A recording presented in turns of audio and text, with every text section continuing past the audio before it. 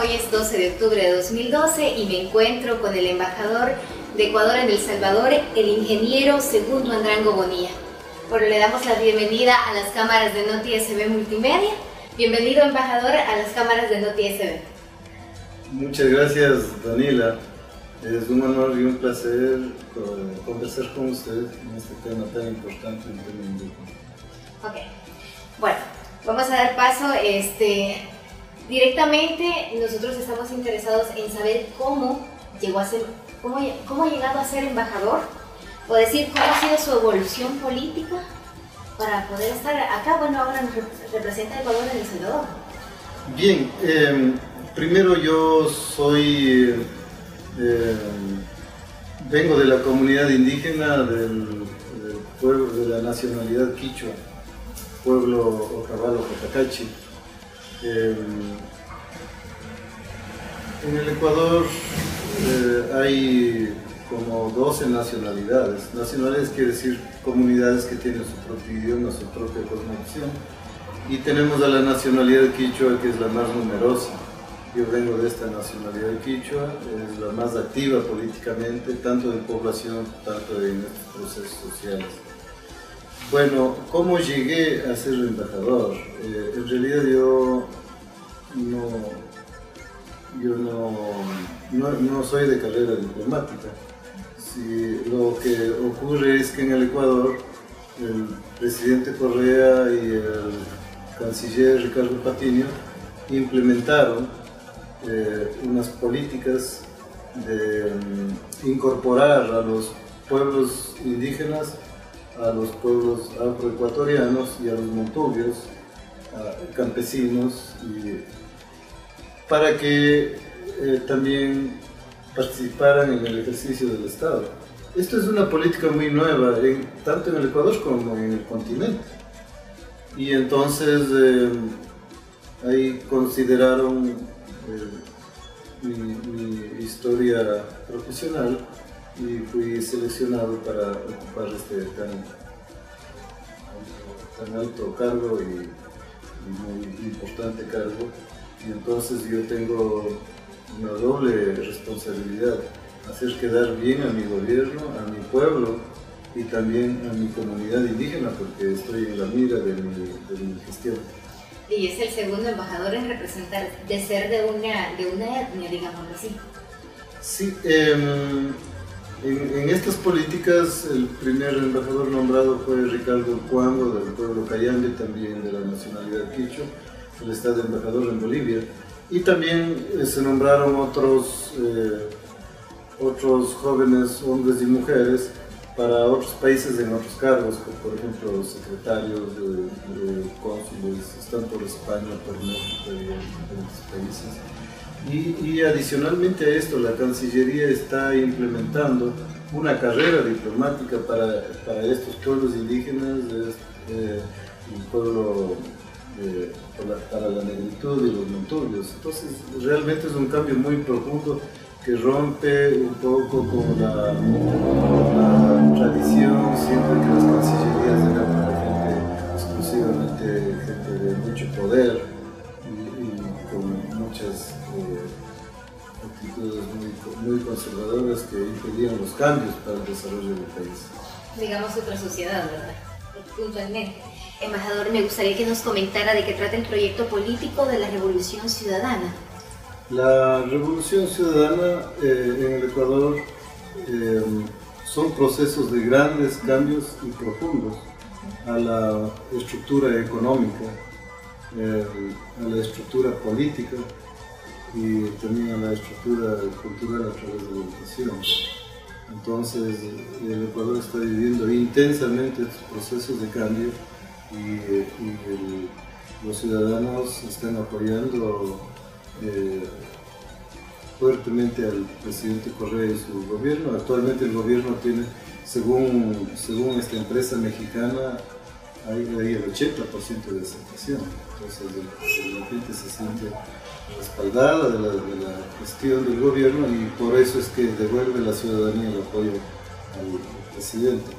¿Cuáles son las acciones? Por ejemplo, en el pasado los contratos petroleros, la mayor parte de las utilidades se llevaban a las transnacionales, es decir, dejaban saqueando el país y a la vez también contaminaban los ríos. Actualmente esto se ha dado un giro y cuando se dice que se va a cambiar la matriz de los contratos, donde la mayor parte de los contratos queden para el pueblo ecuatoriano, claro, la oposición decía que ya no va a haber, ya los inversionistas ya no llegarán, es un país que se va a quedar solo.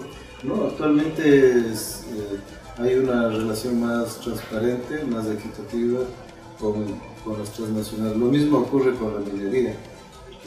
Y también, también con la relación con los bancos, ha habido una relación mucho más transparente porque las transnacionales y los bancos siempre han estado tras la renta y no para apoyar a los procesos sociales. Entonces el gobierno ha tomado mayor control y decisión. Entonces, otro proceso muy importante que se puede informar es la nueva constitución.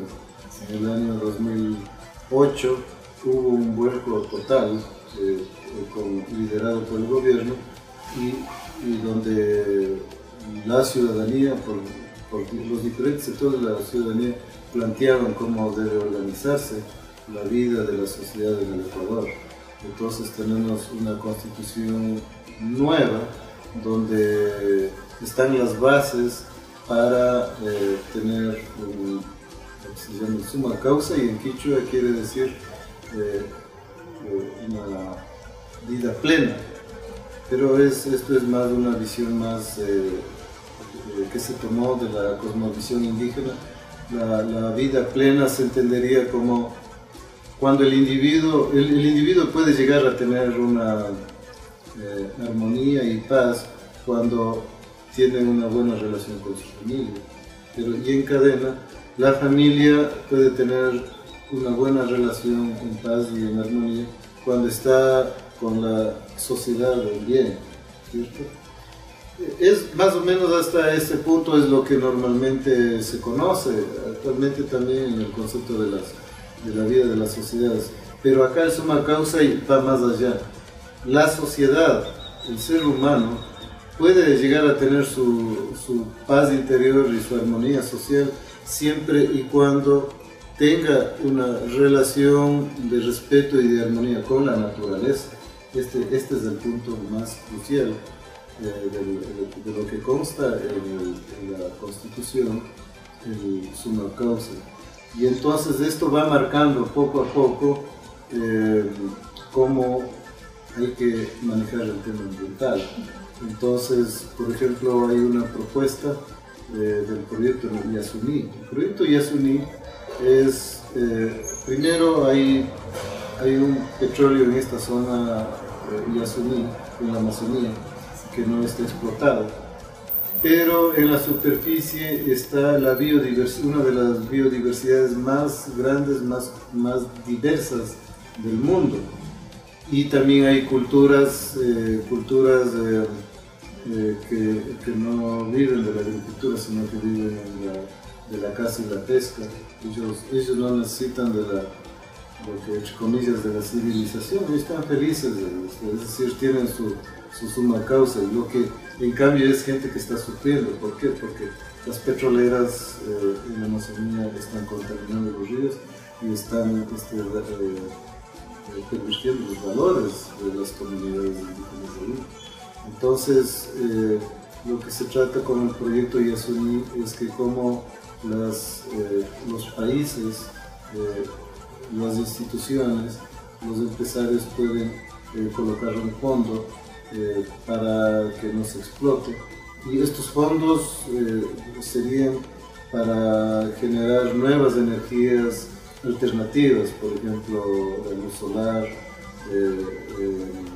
geotermia, eólica, es decir, energías más saludables, más limpias, y no necesariamente tener que explotar el petróleo.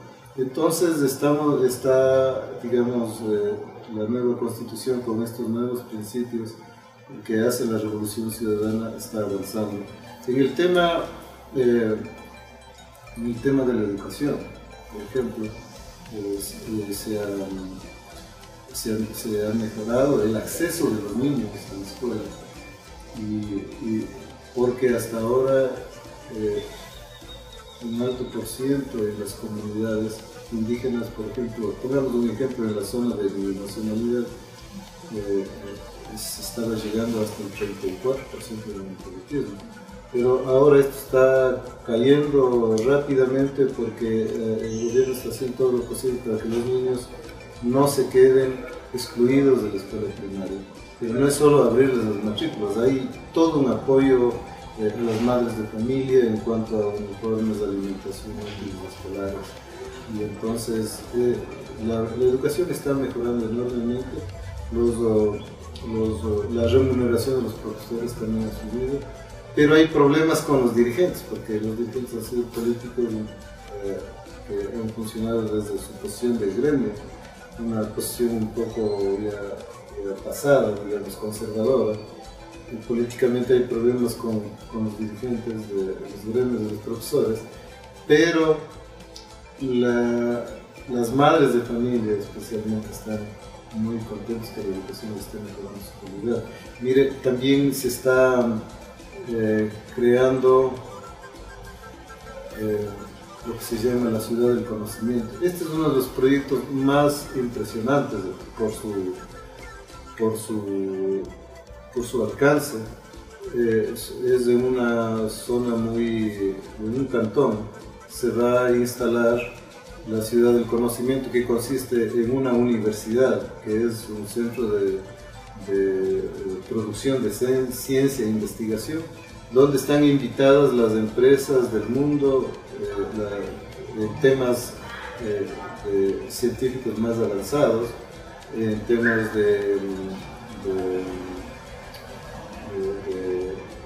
en temas medioambientales, en temas energéticos, en temas de nanotecnología. Y esto está llamando mucho la atención en todo el país, porque ya inició este proyecto, pero va a terminar de concluirse en 15 años, porque es un mega proyecto muy interesante. Es decir, el Ecuador al futuro no está planeado que sea un país con mucha industria, como son los países desarrollados, con mucha industrialización, ¿no? Sino un país que su línea principal puede ser el turismo, y el turismo y otras actividades, la agroindustria puede ayudar a tener recursos para mejorar las condiciones de vida, pero a la vez que sea un país que también conviva con la naturaleza, un país que ama la paz y no la guerra. Por eso nosotros no estamos de acuerdo con esas posiciones de invadir países, sino siempre por una convivencia. Actualmente el país está viviendo momentos de prosperidad, de paz y estabilidad. Esto es importante decirlo porque antes del 2006, donde entró el presidente Correa a ser presidente elegido democráticamente, en 9 años fueron cambiados 7 presidentes.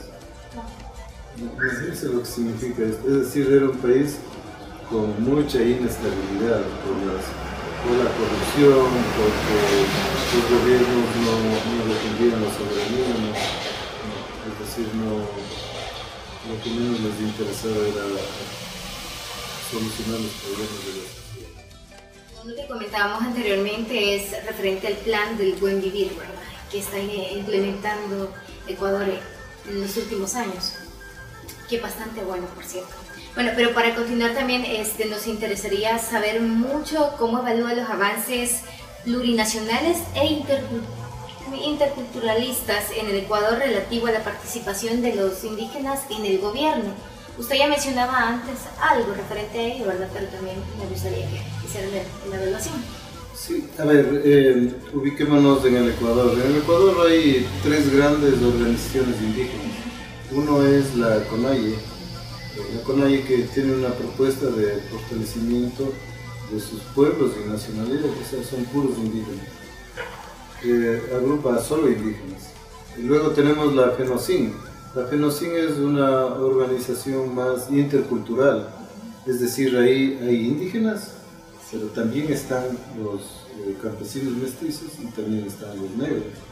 Entonces es una organización interétnica y su discurso es más un discurso de interculturalidad, de soberanía alimentaria y la defensa de los recursos naturales.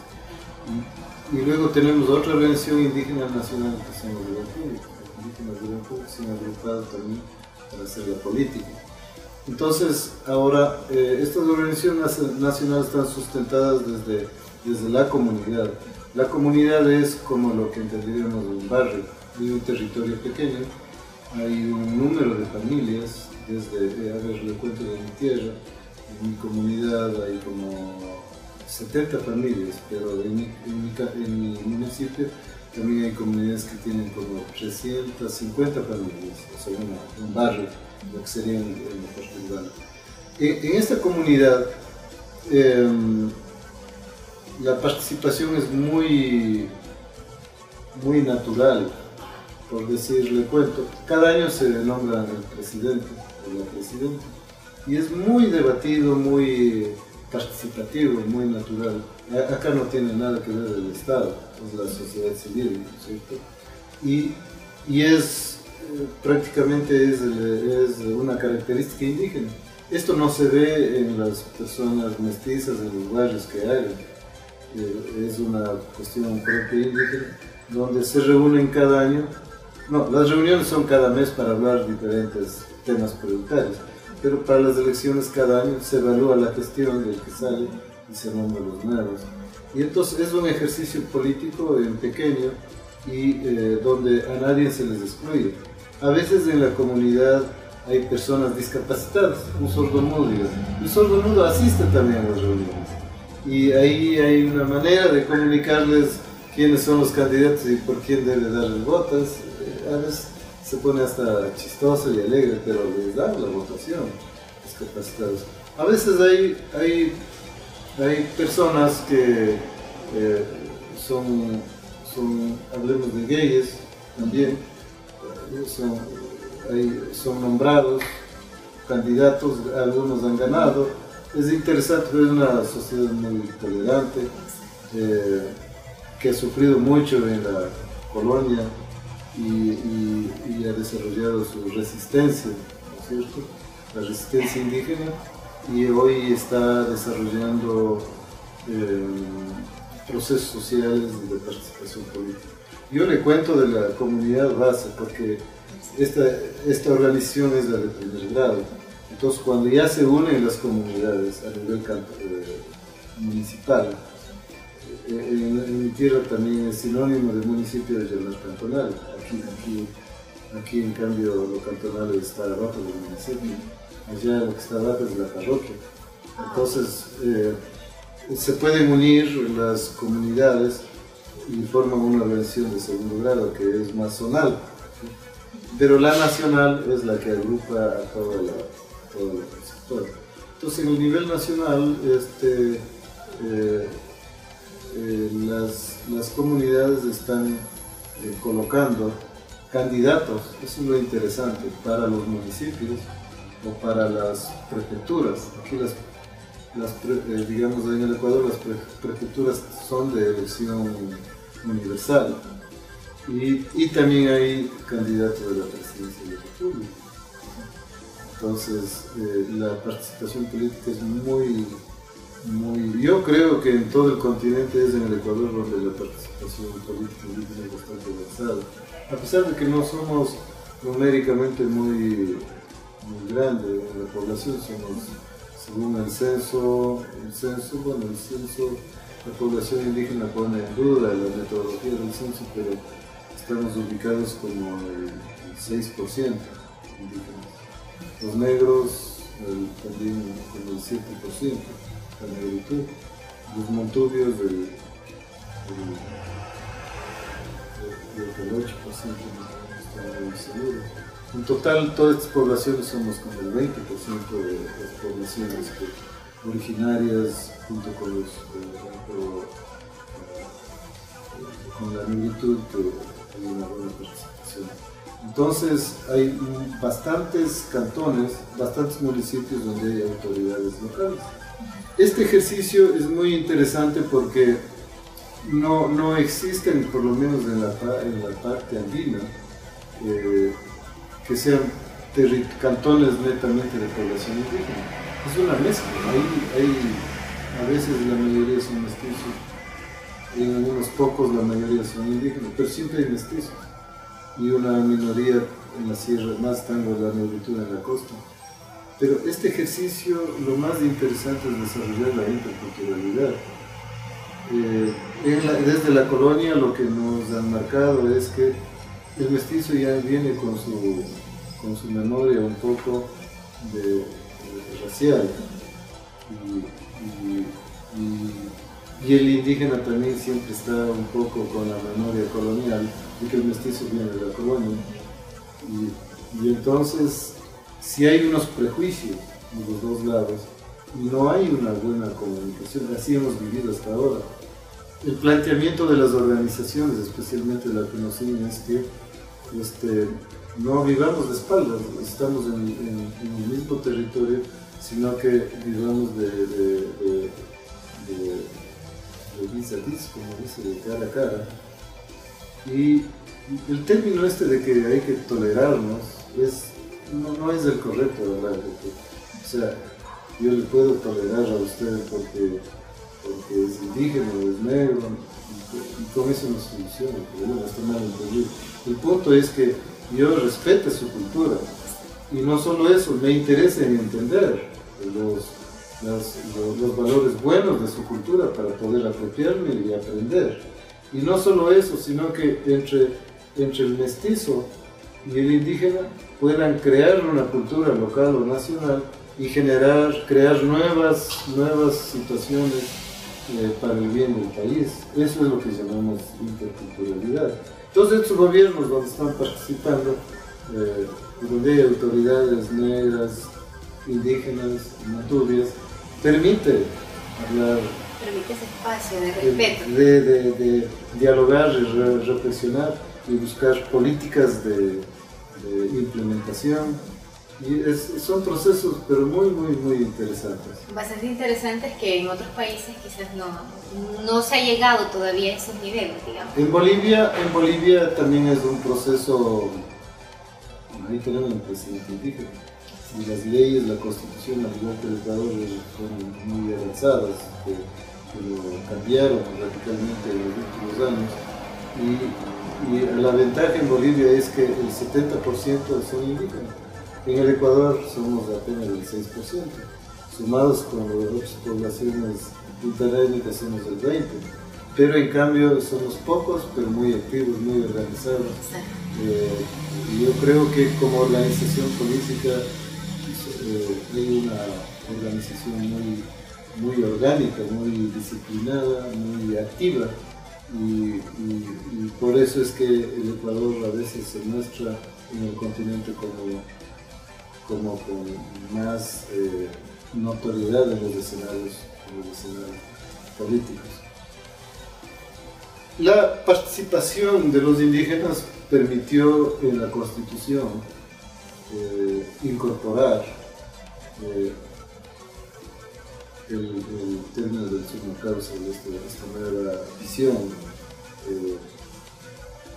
pero también ha sido fundamental la determinación del presidente Correa de abrir estos espacios y incorporar en la Constitución estos valores ciudadanos para poder gobernar, porque con una Constitución un poco caduca, que mantiene la exclusión, el racismo, la inequidad, entonces no puede hacer una obra social. Entonces la primera tarea del presidente fue cambiar la Constitución. Entonces y ha habido una buena simbiosis entre el pensamiento indígena, el gobierno y que se plasma en la Constitución. Bueno, me gustaría que nos comentara qué piensas sobre el Día de la Raza que se celebra a nivel internacional. Bueno, el Día de la Raza, estamos cerca del 12 de octubre, es la llegada de Cristóbal Colón, porque desde España se llama el descubrimiento de América. Pero esto para los pueblos originarios, esto fue una desgracia, lo peor que pudo haber sucedido en el desarrollo de la cultura maya, cultura inca, cultura azteca y náhuatl. Entonces, actualmente hay estados y sociedades que ya no la celebran, como por ejemplo en México. Yo viví en México, estudié y trabajé durante 8 años, y entonces ahí por ley ya no está permitido celebrar estas fechas de conquista, guerra y muerte de los conquistadores desde la corona española. En otros países como el Ecuador hay fechas que igualmente esto ya no lo celebramos. Si nos referimos al 12 de octubre, nos referimos como el Día de la Resistencia Indígena. Esto es más correcto, más lógico, y nos permite organizar nuestro pensamiento en la construcción de la sociedad actual. Pero le pongo un ejemplo, en Quito también todavía se celebra la fundación de Quito. Entonces, desde la lectura de la corona, quien fundó fue Sebastián de Belalcázar, el conquistador, a costa del exterminio y de las poblaciones, ¿cierto? Pero actualmente ahí se celebra con la corrida de toros. La corrida de toros es un símbolo, es un ritual español, ¿cierto? Pero no por ser español no es un arte, es un arte la corrida de toros, y que a la gente quiteña, indios y mestizos y a todos les apasiona. Nos gusta, a mí me gusta, ¿cierto? Claro, es sangriento el tema, y entonces es en esta fecha, el 6 de diciembre, que celebra la fundación. Entonces, ahí hay una discusión y un análisis. Hay sectores que dicen que cambiemos el nombre, cambiemos la lógica, que no debemos estar celebrando. Entonces hay una corriente, a la final esto logrará posicionarse este tema, pero no quiere decir que por eso se desaparece la corrida de toros. Es que actualmente ya somos pueblos mestizos que tienen un sincretismo, ¿no es cierto?, de los valores españoles y ecuatorianos. Y hablando de la ritualidad, los indígenas en toda América han sido muy ritualizados sobre la vida y la muerte. Y este tema de la corrida de toros es un arte que tiene un ritual entre la vida y la muerte. El problema es que sí es un tema ambiental, porque el toro es muerto, ¿no es cierto?, de manera violenta. Y recién el presidente Correa hizo una consulta a toda la población. Preguntó si eliminamos la carrera de toros, ¿qué es lo que opinan? La gente dijo que continúe, pero que al toro no le mate. Eso ya es un avance, porque el toro después de la corrida le clavan la espada para matarlo. Esa es parte del espectáculo. Ahora por ley está prohibido, ¿no es cierto? Entonces son ritualidades que gusta al pueblo y es parte ya de la cultura, y las poblaciones indígenas con los españoles en ese punto no se rechazaron, sino se unieron, y este tema de la vida y la muerte siempre será presente en las sociedades, y la sociedad necesita de rituales para un poco sacar de su espiritualidad lo que le oprime, lo que es la violencia. Las ritualidades ayudan un poco a curar estos. En España, no sé, en Italia hay una calle muy Si no me equivoco. Y la gente va, disfruta, claro que es violento, ¿no? Sí. Entonces hay que verlo esto positivamente. Y entonces la cultura, el mestizaje acá tiene estas dos vertientes, ¿no es cierto? Hispánico y la cultura indígena. Continuando, embajador Andrango, me gustaría que nos dijera cómo ve la situación de los indígenas en El Salvador en contraste con los de Ecuador. Bien, yo cuando llegué hace 10 meses aquí en diciembre de 2011, o sea, por los medios, algunas organizaciones indígenas se habían enterado. Y fue muy interesante, me vinieron a visitar aquí. Algunos me han traído unos regalitos de cerámica, vinieron dirigentes, mujeres y hombres, también vinieron algunos chamanes. Entonces tengo amigos de la organización de Panchimalco, de la Unión de Indígenas del Salvador, la UNIS,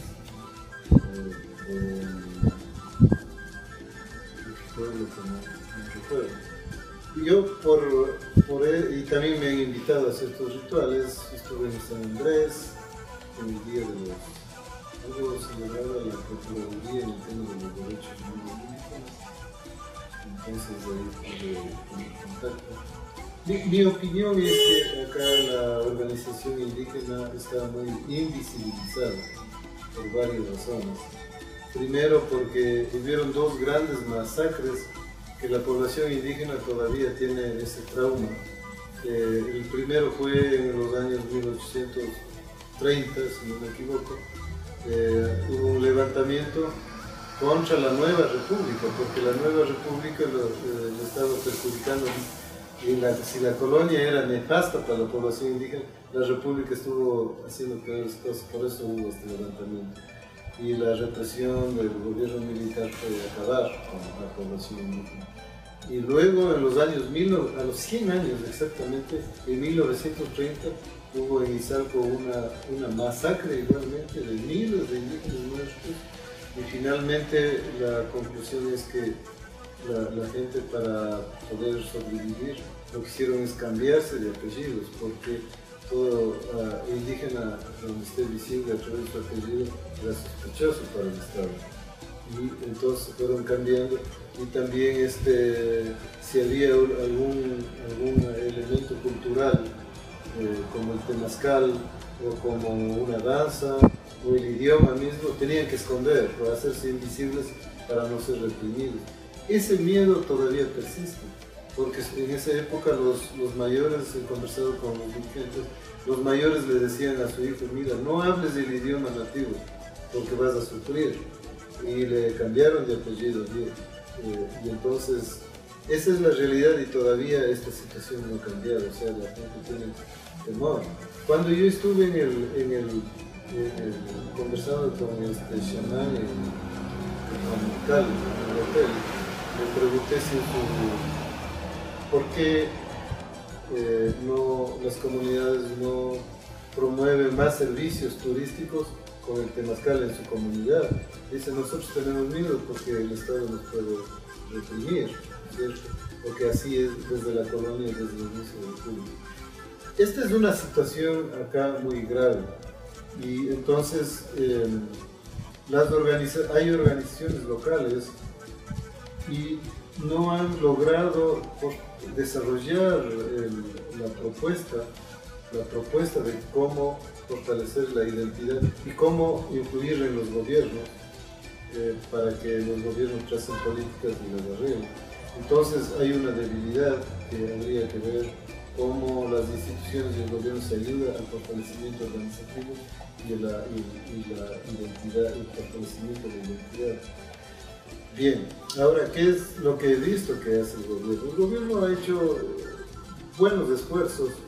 Estuve leyendo una memoria que cada cierto periodo de tiempo hace congresos con todas las organizaciones y arma un diálogo con los representantes de cada ministerio para tocar el tema indígena. Entonces esto está muy avanzado, muy interesante esta práctica, donde las autoridades de todos los ministerios, porque esto no es un tema de una oficina de asuntos indígenas, es un tema intersectorial, el cumplimiento de los derechos, de una política y que esto se asegure. O sea, no de siempre, siempre ha sido, por ejemplo, las necesidades básicas, ¿no es cierto? Agua, alimentación, servicios básicos. Pero el tema indígena no solo es eso, también son temas de la identidad, que es la cultura, ¿cierto? El indígena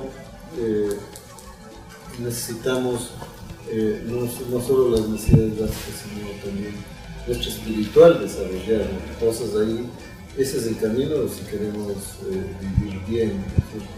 El Congreso, la Asamblea Legislativa, también en estos últimos meses está haciendo una reforma de la Constitución para asegurar los derechos de los pueblos. Entonces hay una muy buena voluntad de parte del gobierno y también los indígenas quieren desarrollar su propuesta, pero está débil todavía, ¿no es cierto?